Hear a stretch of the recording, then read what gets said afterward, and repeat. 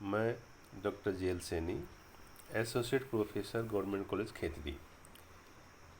आज पुनः BSc part third maths paper first abstract algebra का जो टॉपिक है ग्रुप, उसी को हम कंटिन्यू रखेंगे, क्योंकि इससे पहले हम इसके कुछ डेफिनेशंस वगैरह हम पढ़े हैं।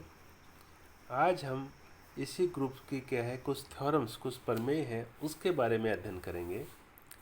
इसमें जो सबसे पहली जो थ्योरम जो हम ले रहे हैं वो है एक ग्रुप में तत्समक अवयव अद्वितीय होता है। यानी कोई भी जो ग्रुप है उसमें अगर आइडेंटिटी एलिमेंट है तो वो क्या है, यूनिक होगा, यानी एक होगा, दो नहीं होंगे। ये हम इसमें प्रूव करना चाहेंगे। तो इसके प्रूफ के लिए सबसे पहले हम ये मान लेंगे कि जी स्टार एक ग्रुप है या केवल जी एक ग्रुप है। ये हम ये भी लिख सकते हैं जिसमें ई व ई डैश दो तत्समक अवयव हैं। क्योंकि हमने जैसे ग्रुप दिखाना है तो ग्रुप की जो परिभाषा के अनुसार क्या है कि उसके अंदर संक्रिया लेने के लिए संक्रिया लेते हैं, क्योंकि यहाँ पर हम दिखा रहे हैं कि ग्रुप में तत्समक क्या होता है, अद्वितीय होता है। तो यहाँ पर क्या है कि हमें उसमें अवयव चाहिए। तो यहाँ पर जो तत्समक अवयव हमने ए और ई डैश जो लिए हैं ना, उन्हीं में एक को हम अवयव मान लेंगे और दूसरे को क्या मान लेंगे, तत्समक मान लेंगे। अतः अगर ई व ई डैश दो तत्समक अवयव हैं, तब अगर मान लो ई जी में तत्समक है तो implies E E dash equal to E dash. क्योंकि यहाँ पर ई है ना, उसको तत्समक माना है, तो यहाँ पर ई डैश क्या अवयव है। तो तत्समक जब लगाते हैं तो क्या आता है, अवयव आता है, तो यहाँ पर ई डैश लिख दिया।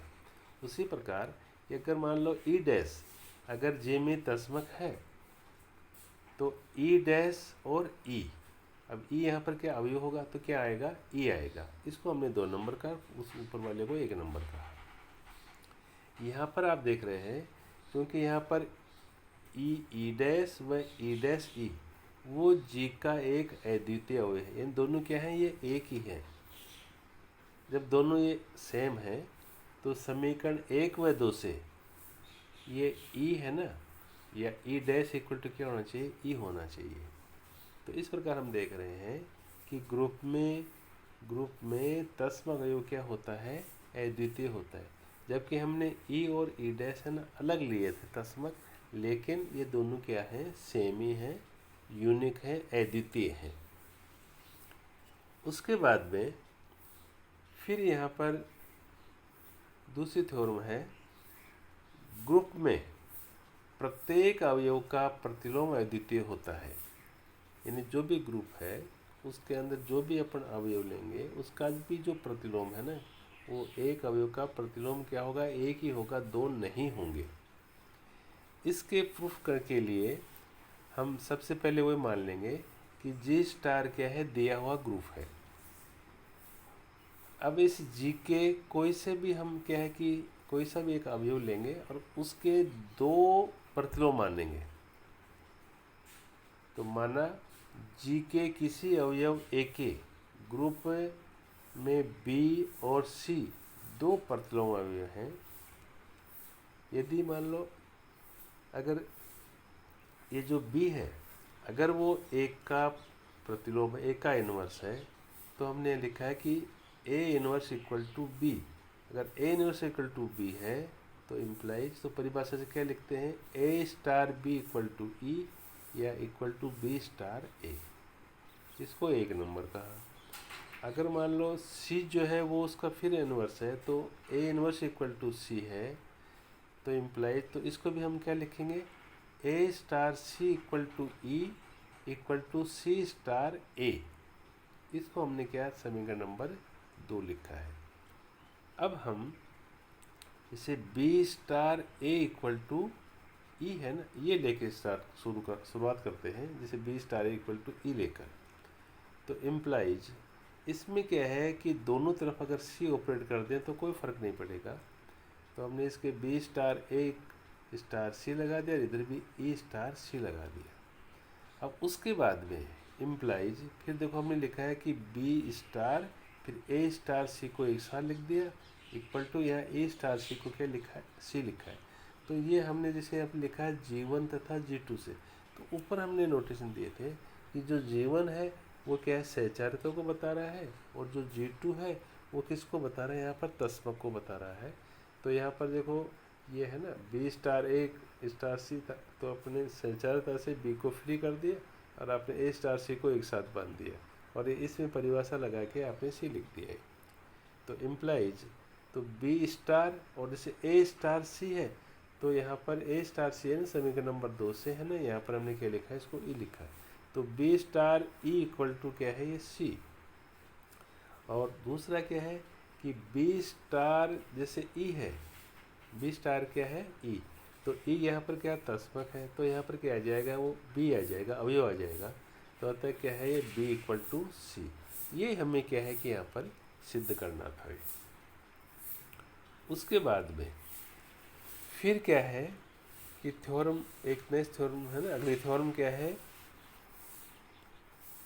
कि for all A belongs to G के लिए A का इन्वर्स इक्वल टू A, यानी जो अवयव है उसका प्रतिलोम है, उसका जो प्रतिलोम है ना वो क्या होता है, स्वयं होता है।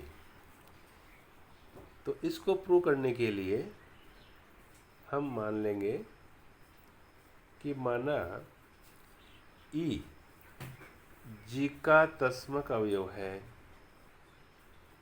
चूँकि A इन्वर्स A का प्रतिलोम है, यानी A का जो प्रतिलोम है उसको हमने A इन्वर्स बताया यहाँ पर।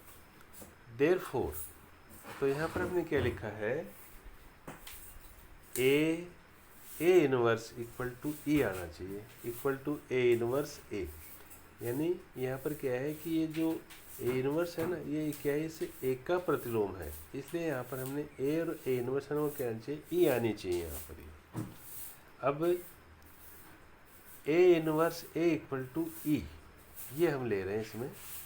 तो इम्प्लाइज तो इसमें क्या है कि दोनों तरफ आप A इन्वर्स का इन्वर्स लगा दें, इधर भी लगा दें, कोई फर्क नहीं पड़ेगा। इम्प्लाइज तो अब इसमें क्या है कि हम जो सहचारिता है और फिर वो जो तस्म की परिभाषा है ना, जैसे हमने यहाँ पे G1 और जो G2 लिखा है ना, तो G1 का मतलब तो क्या है, सहचारिता से। तो यहाँ पर ये जो है ना A इन्वर्स का इन्वर्स और ये A इन्वर्स A, तो इनमें सहचारिता से हमने क्या है कि A इन्वर्स का इन्वर्स और ये जो A इन्वर्स है ना इसको एक साथ लिख दिया, और यहाँ पर जो A है ना इसको हमने यहाँ पर क्या है फ्री कर दिया, और यहाँ पर A इन्वर्स का इन्वर्स E है, तो तस्म की परिभाषा से केवल ये अवयव है ना A इन्वर्स का इन्वर्स ही यहाँ पर आ गया है। इम्प्लाइज उसके बाद में फिर देखो G3 का मतलब क्या है कि वो जो प्रतिलोम जो है ना उससे, कि यहाँ पर क्या है कि मान लो ये अवयव है या ये इसका प्रतिलोम ये है, तो यहाँ पर अवयव और उसका जो प्रतिलोम है अगर, तो उससे क्या आता है, वो E आता है।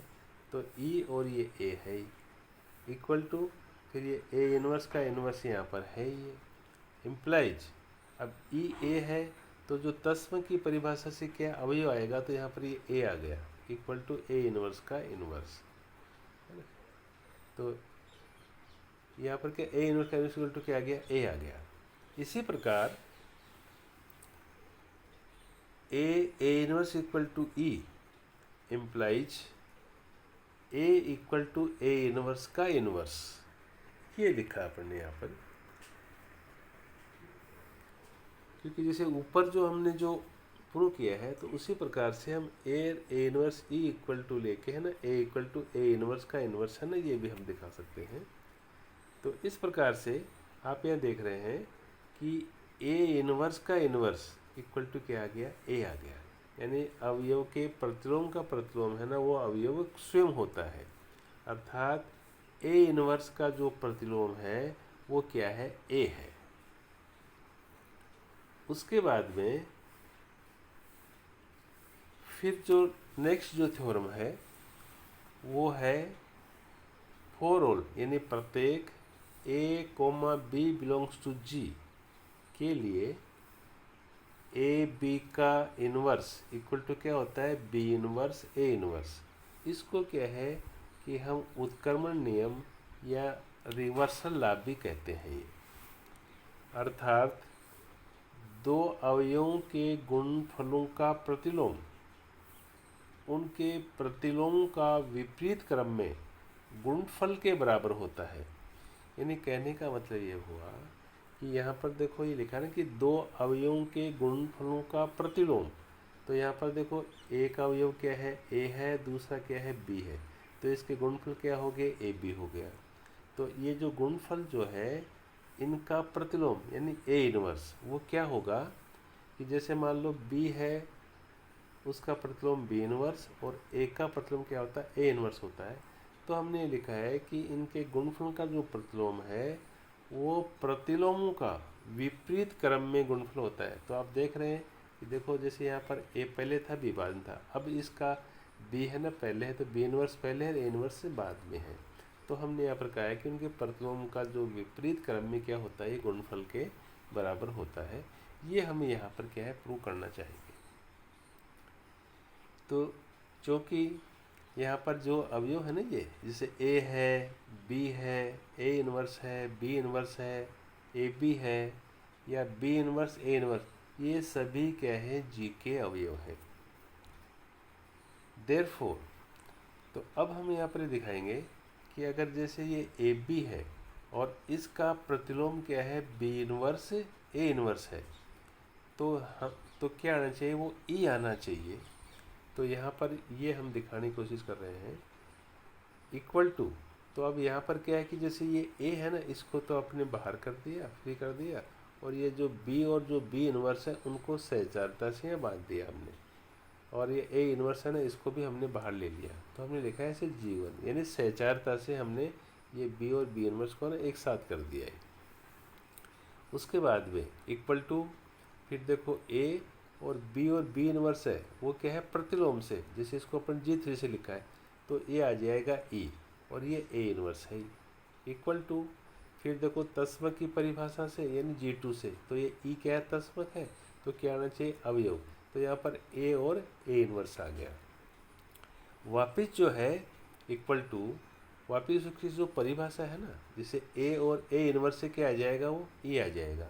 इसको हमने क्या है कि एक नंबर का है यहाँ पर। पुनः फिर यहाँ पर क्या है कि बी इनवर्स ए इनवर्स और ए बी है ना, ये हमने पहले राइट हैंड साइड में लिया था, अब क्या है इसको लेफ्ट हैंड साइड में ले रहे हैं। फिर इसमें वापस वही हमने क्या है कि सहचारता लगाई किसमें, इस ए इनवर्स में और ए के अंदर। तो यहाँ इसको हमने लिखा है कि बी इनवर्स और क्या है कि ए इनवर्स ए और ये बी इक्वल टू, फिर क्या है कि बी इनवर्स। अब यहाँ पर क्या है कि G3 मतलब क्या है, वो प्रतिलोम से ए इनवर्स ए है ना, वो यहाँ पर क्या आ गया, ई आ गया ये, और ये बी है ना, वो क्या है, ऐसा का ऐसा। तो इक्वल टू, फिर देखो यहाँ पर क्या है कि ये जो ई है वो यहाँ पर क्या है, तस्मक से हम इसको क्या लिखेंगे, अवयव। तो यहाँ पर बी इनवर्स बी है ना, ये हमने यहाँ पर लिख दिया है। उसके बाद में फिर वापस हमने यहाँ पर क्या है कि बी इनवर्स जो बी है इसको वापस प्रतिलोम की परिभाषा से क्या आ गया, ई आ गया। तो इसको हमने समीकरण नंबर कौन सा कहा है, 2 कहा है। अतः समीकरण नंबर जो 1 व 2 से हम क्या लिख सकते हैं कि A B into B inverse A inverse equal to E, या B inverse A inverse into A B है ना। तो दोनों स्थितियों में क्या है कि ये ई आ रहा है। तो हम इसको ये कहेंगे कि ये जो ए बी है इसका है ना प्रतिलोम क्या है, बी इनवर्स ए इनवर्स है। तो यहाँ पर हमें लिखा है कि ए बी का इनवर्स इक्वल टू क्या है, बी इनवर्स ए इनवर्स। ये हमें क्या है सिद्ध करना था। तो इस प्रकार से हमने आज क्या है कि जो ग्रुप है उसकी क्या है कुछ ये थ्योरम्स जो है उनके बारे में हमने क्या है कि डिस्कस किया है। और अब हम जैसे जो नेक्स्ट जो टॉपिक होगा, नेक्स्ट वीडियो जो होगा, उसके अंदर हम क्या है कि किसी अवयव की पूर्णांक घात क्या होती है, जो ग्रुप है उसमें जो अवयव हैं, उस जो अवयव हैं उनकी अवयवों की कोटि है ना वो क्या होती है। क्योंकि है इससे पहले तो हमने क्या ग्रुप की कोटि पढ़ी थी, अब उस ग्रुप के अंदर जो अवयव हैं उनकी जो कोटि है वो क्या होती है, वो हम क्या है कि इसमें अगला जो वीडियो है उसके अंदर हम इसके बारे में क्या करेंगे, डिस्कस करेंगे। धन्यवाद।